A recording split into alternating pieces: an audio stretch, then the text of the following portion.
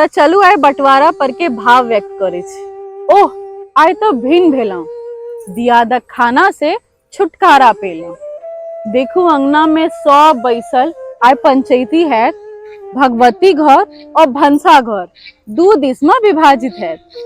बचपन में भय भय का प्रेम अटल रहे, दोनों के मसलंग और कुर्ता एक रहे। आइ तक कंबल तक बटा गेल, चाय आप दूटा चूल्हा पर बन गेल। जोड़ जोड़ के सबटा ईटा दुनू भेजे छले लगोने।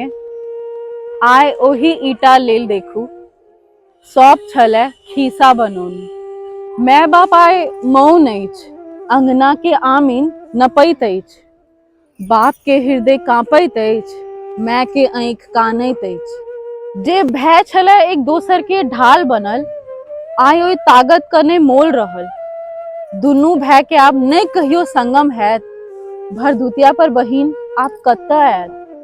पैघ के हिस्सा में पिता लिखेल, छोट के हिस्सा में मैं लिखेल। माय बाप दुनू अपन अंगना छोड़ वृद्धाश्रम में गेल, नाम लिखेल। सुनै छलिए जे भय भय का रिश्ता भगवती हर विपत्ति बांटे लेल बनेने अछि, लेकिन अफसोस त एहि बात का छै कि आप बस संपत्ति बांटे लेल रह गेल अछि। यो आप कहाँ सतौत भय संग दै लेल वनवास जाइत अछि। आब एहि कलयुग में अपन सहोदर भय बंटवारा के नाई जे सीख लेने अछि।